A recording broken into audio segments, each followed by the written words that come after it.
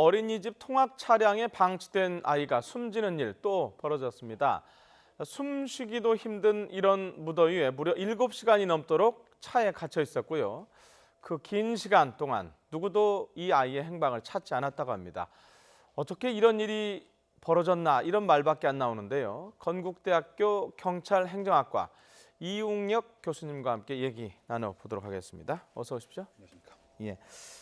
자, 지금 이 일을 사건이라고 해야 되는지 사고라고 해야 되는지 잘 모르겠는데 일단 어떤 상황인지 다시 한번 정리를 해주시죠. 네, 안타깝지만 그 17일 그 아침에 동두천에서 발생을 했습니다. 네. 그 어린이집에 가기 위해서 9명의 아이들이 함께 그 동승 차량을 탔습니다. 9시 40분경에 출발을 해서 갔습니다. 노란 버스겠죠? 네, 노란 버스입니다. 네. 9시 40분에 도착한 것 같습니다. 예. 그러고 나서 8명은 다 내렸는데 네. 안타깝게도 이번 사고가 난 한 명은 내리지 못한 상태가 있었습니다.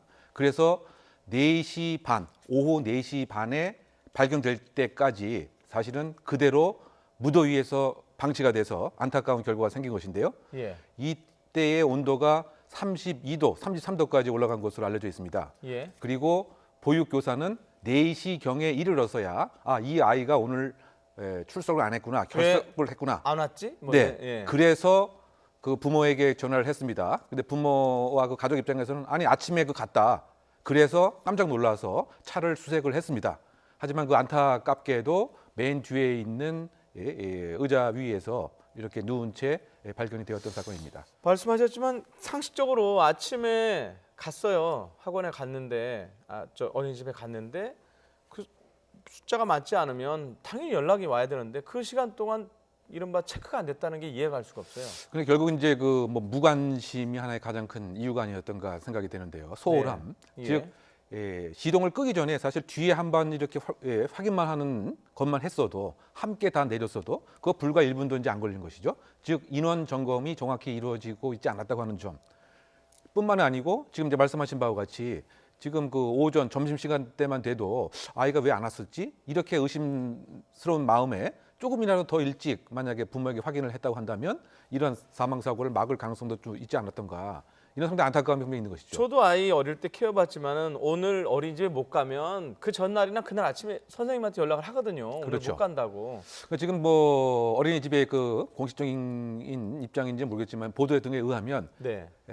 그냥 출석한 것으로 생각을 했고 또 어느 순간부터는 무슨 일이 있어서 안 왔겠지. 뭐 또 이렇게도 안이한 태도를 이제 가졌던 이런 상황이 아닌가 생각이 됩니다. 예. 그러니까 결국은 처음에 인원 점검이 이루어지지 않았고 그날 당일 수업 시작하기 전에 무엇인가 안 온 학생들에 대해서 좀 더 꼼꼼하게 챙겼으면 했었는데 네. 이와 같이 이제 방심한 상태가 이렇게 극단적인 사건을 야기시켰다고 할 수가 있겠죠. 참 들어보니까 정말 꼼꼼하지 못했던 것 같은데 이 어린이집 어떤 곳인가요 혹시? 지금 그 규모를 보면 그 원생이 약 90명 정도고요. 90명. 예, 한 반에 14명으로 구성되어 있습니다. 그렇게 작지도 않은데요? 네, 보니까. 그렇습니다. 예. 그리고 지금 이런 통학 차량이 약 4대 정도를 이제 보유하고 있는 것으로 알려져 있습니다. 네. 그러니까 우리가 봤을 땐 그렇게 소규모의 어린이집도 아니었다. 뭐 이렇게 볼 수 있는 것이죠.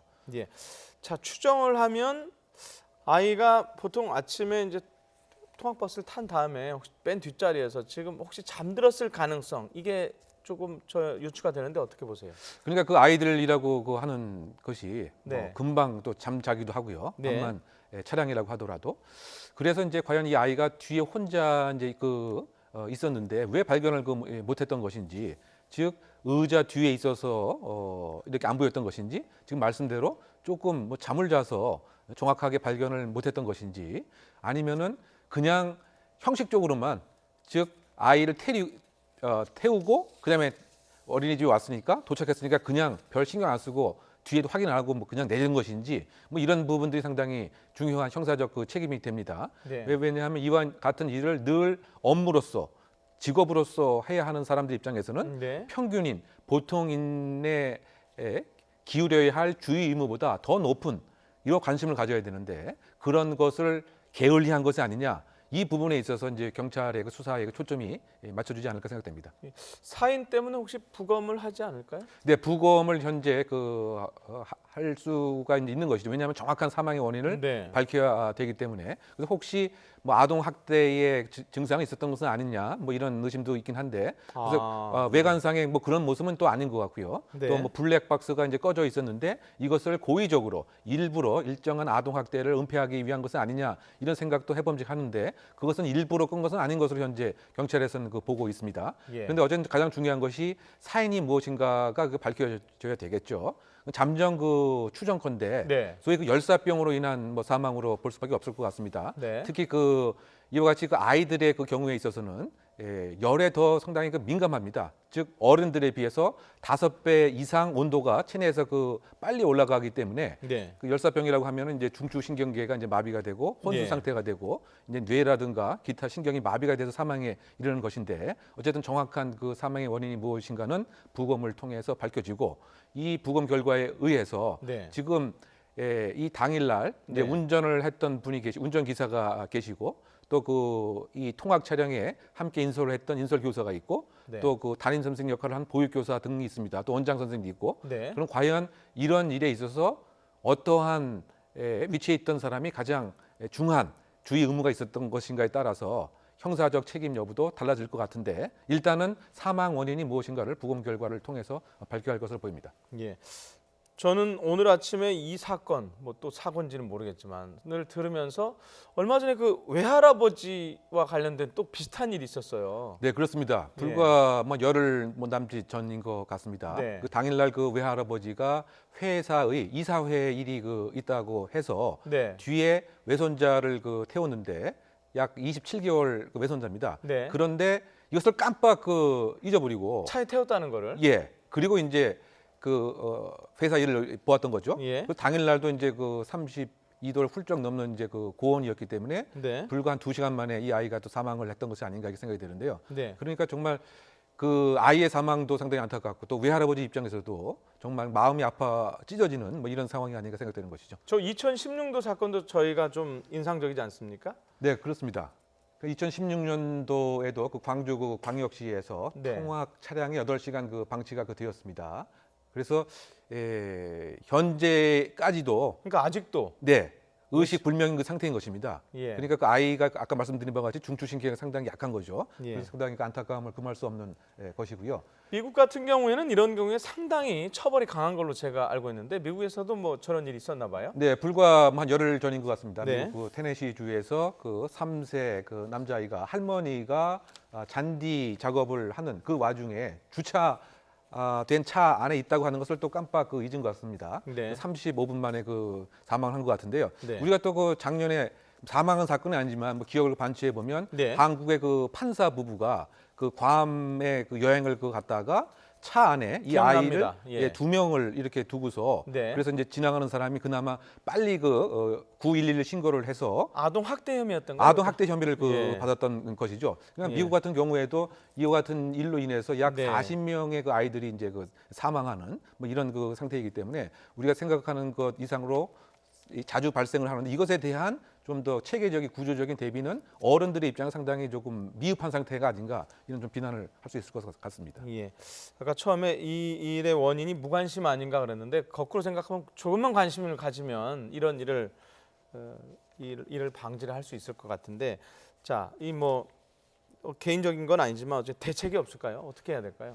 일단 가장 이제 그 중요한 것이 그 구조적으로 이 차량 안을 안전하게 만들 필요가 있지 않는가 생각되는 거죠. 바꿔 얘기하면 특별한 행위를 하지 않으면 아예 자동차 시동이 꺼지지 않는다든가 또는 자동차 문이 닫혀지지 않는다든가 이런 그 장비 장치를 의무적으로 부착하는 이런 방법을 하나 그 생각할 수가 있을 것 같고요. 네. 또 한편으로 봐서는 지금 그 통학 차량 같은 경우가 뭐 선텐이 꺼멓게 되는 경우도 그 많이 그 있습니다. 그래서 이 선텐 같은 경우를 아동 차량에는 좀 엷게 해서 혹시 그 아이가 안에 있는가를 잘 볼 수 있는 이런 것도 좀 필요할 것 같고요. 또 그 인솔 교사 같은 경우에는 도로교통법을 그 개정해서 의무적으로 안전 교육에 대한 이수를 하는 것 이것도 하나의 또 대안이 되지 않을까 그 생각이 됩니다.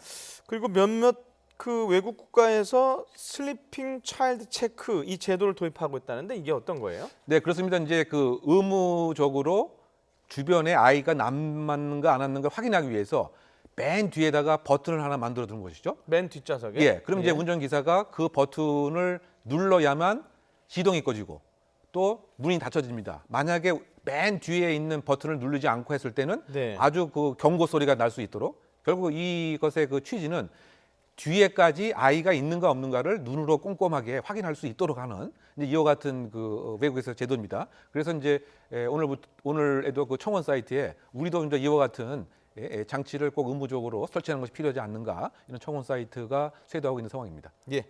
자, 알겠습니다. 다음 주제로 넘어가도록 하겠습니다. 구름처럼 팬들을 몰고 다니는 유명 한류 아이돌의 롤 모델인 SM 엔터테인먼트 유영진 이사가 지금 하루 종일 실검에 올라오고 있는데요. 사실은 저희 회사 기자가 이걸 단독 보도를 했기 때문에 그 친구가 나왔으면 더 좋겠는데 나오신 김에 이 부분도 좀 설명을 해주시죠. 어떤 일이 있었나요? 일단 그 뭐 유영진 씨 같은 경우는 그 네. 히트곡 그 제조기다라고 그 얘기를 네. 할 정도로 아주 그 유명한 사람으로 볼 수가 있습니다. 네. H.O.T.라든가 보아라든가 엑소의 그 네. 곡 또 작사까지 다 이제 한 이런 그 분인 것이죠. 네. SM 엔터테인먼트의 서열 1위다. 크게 보면 상당히 공적 인물인데. 그 이수만 씨는 거기 그렇죠. 말하는 거죠? 네, 그 개국 공신이고 이수만 씨보다 위인가요? 서울 1위라고 하면? 그만큼 영향력이 이제 아. 크다라고 하고 개국 공신으로까지 알려져 있다 보니까 예. 뭐 이수만 씨가 어떤 대표니까 뭐 그보다는 아니지만 거의 뭐 비슷할 정도가 아닌가 그, 생각합니까? 그 밑에서 예. 네, 그렇죠. 예. 그런데 그 문제 자체는 이와 같은 그 공적 그 인물이 네. 이제 꼼수를 부렸다고 하는 점에 이제 그 비난이 있는 것인데요. 꼼수요. 네, 그 내용인즉 예. 그 지난 그 3월 달에 그 고급 오토바이를 이제 구입하게 됐습니다. 이것이 네. 그 오스트리아에서 만들어진 무려 3천만 원에 육박하는 이제 그 오토바이인데 네. 이 오토바이가 이제 국내에서 도로 위를 그 다니기 위해서는 일정한 절차가 있어야 됩니다. 가장 핵심적인 것이 그 공기에 오염하지 않느냐, 대기를 오염하지 않느냐, 이것에 있어서 이제 환경부에서 인증을 해줘야 됩니다. 네. 근데 이 인증이 상당히 그 쉽지 않고 이제 기다리고 있는 그 상황에서 이 그 유영정 씨는 인증을 획득하지 않은 채 자신이 갖고 있던 다른 오토바이 번호를 이 3천만 원짜리 오토바이 번호에 가짜로 붙인 거죠. 네. 그래서 이제 그 꼼수 오토바이 운행을 하게 되었습니다. 예. 그런데 지난 5월달에 청담동의 한 도로에서 지나가던 승용차와 추돌 사고가 났고 이 그 가짜 오토바이 번호판을 이용해서 보험 처리를 하려고 하다가 이 사안이 들통이 난 것이었습니다. 네. 그러니까 결국은 공적 인물이 왜 이렇게 꼼수로서 비난을 받아야 되는 것에 아쉬움이 큰 이런 상황인 것이죠. 예. 가만히 들어보니까요. 보통 오토바이를 샀다고 하면 인증이 된 오토바이를 사는 거 아니에요? 그렇죠. 원래는 이제 그렇게 돼야 되는 거죠. 예. 그러니까 그 이 수입업자도 상당 부분 책임이 있어서 현재 공범으로서 함께 불구속 입건이 되었는데요. 네. 원칙적으로 하면 인증까지 그 다 확보가 된 다음에 이것을 그 판매가 했어야 되는데 이 오토바이 이 대표의 그 이야기는 이 유영정 씨가 하도 그 요구를 해서 오토바이 타고 싶다 뭐 이렇게 몇 번씩 자기 그 가게에 와서 요구를 해서 그냥 이렇게 해줬다라고 한 얘기입니다. 그러다 보니까 함께 이 법률 위반 혐의도 이 오토바이 그 판매 업체도 지금 지고 있는 상황인 것이죠. 그건 오토바이 수입업자 관계자의 얘기죠. 네, 그렇습니다. 네. 자, 그 얘기를 한번 들어보겠습니다. 그 주장이 어떤 주장인지 당사자 입을 통해서 한번 들어보겠습니다. 유영진 씨가 그 매장에 갔었고 인증이 안 났는데도 계속 이제 뭐 타고 싶다고 해서 거기서 이제 뭐 판매를 했고 거의 뭐 매일 타신다고 들었어요.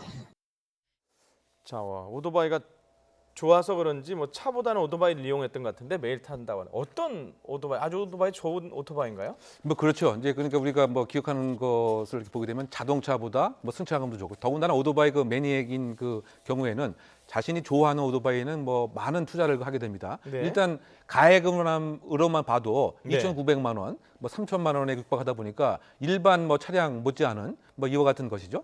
그리고 이제 오스트리아에서 이제 그 만들어진 것으로 현재 알려져 있습니다. 네. 자, 이렇게 하면 만약에 사고가 안 났다면 이게 이름하여 적발, 들통이 안 났을 수도 있는 거 아닙니까? 그렇죠. 만약에 사고가 안 났으면 이 가짜 오토바이 번호판을 붙이고 다녔다고 하는 사실을 그 누구도 이제 모르고 있었던 것이죠. 그러면 그냥 뭐 넘어갔을 뻔 했던 것은 아닌가 이런 그 비난이 더 가해지고 있습니다. 예. 자, 또 하나 궁금한 게 이런 경우에 보험 처리가 됩니까?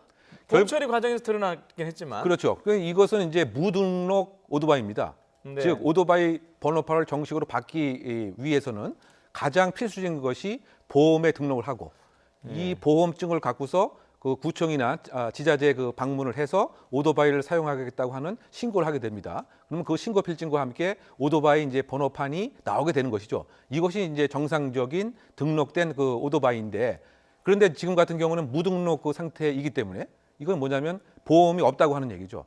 그러다 보니까 만약에 그 승용차 같은 경우에는 보험에 의해서 피해 보상을 받는 것이 아니고 이 오토바이 소유자가 개인 돈으로 보상을 해줄 수밖에 없습니다.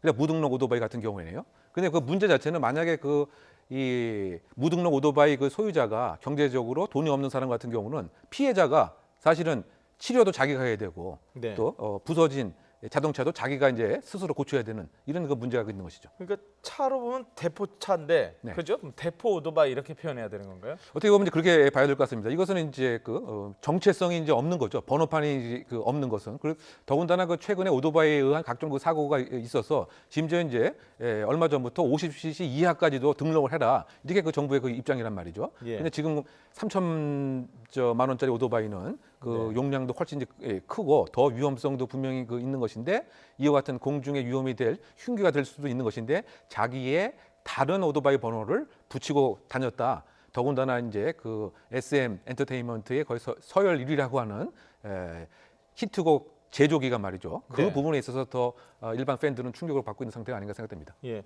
워낙 유명인이다 보니까 아까 말씀드린 대로 지금 실검에도 상당히 순위가 올라가 있는데 이 지금 회사 측에서는 어떤 입장이 나왔죠? 네, 그 회사 측에서는 이제 그 이 사안 자체를 다 인정을 한다. 그리고 이제 잘못했다라고 하는 미와 같은 이제 공식적인 그 입장을 보여주고 있는 상황으로 생각됩니다. 네, 알겠습니다. 여기까지 듣도록 하겠습니다.